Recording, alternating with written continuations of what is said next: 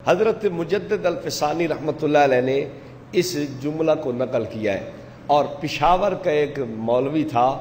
مولوی پیر محمد چشتی، وہ چند دن پہلے فوت ہو گیا ہے، اس کی ایک کتاب ہے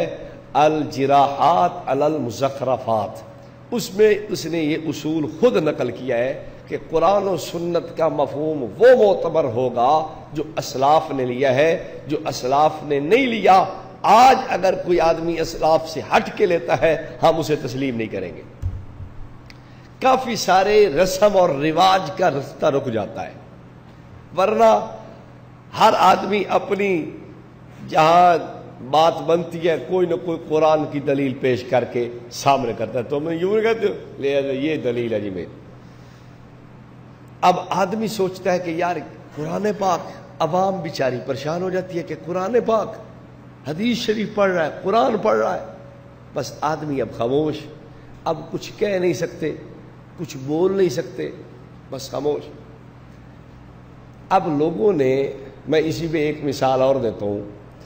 میلاد شریف کو ثابت کرنے کے لیے مختلف قسم کی احادیثیں بھی تراشی ہوئی ہیں، جس نے، اب دیکھو ایک روایت پیش کی جاتی ہے، سیدنا ابو بکر صدیق رضی اللہ عنہ نے فرمایا جس نے 1 روپیہ میلاد پہ خرچ کیا قیامت کے دن اس کے لیے یہ اجر ہوگا۔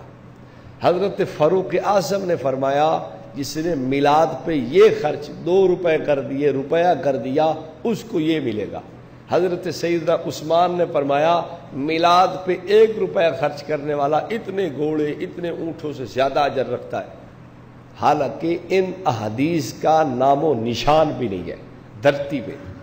یہ خود وضع کر کے ایسی چیزیں بنا دی جاتی ہیں۔ اب میں عرض کر رہا ہوں تو عوام بیچاری پریشان ہو جائے، اچھا حدیث میں آیا ہے تو پھر اب تو بھائی ہمارے لیے کوئی اور چارہ ہی نہیں ہے، راستہ ہی نہیں ہے، قرآن میں آیا ہے، اچھا۔ اب جو دیہاتی آدمی یہ سمجھے گا کہ جنازے کے بعد دعا قرآن میں لکھی ہوئی ہے تو وہ بیچارہ اب کیا کہے گا کہ میں نہیں مانگتا؟ تو آپ نے پہلی کوشش یہ کرنی ہے کہ آپ یہ بات دنیا کو سمجھائیں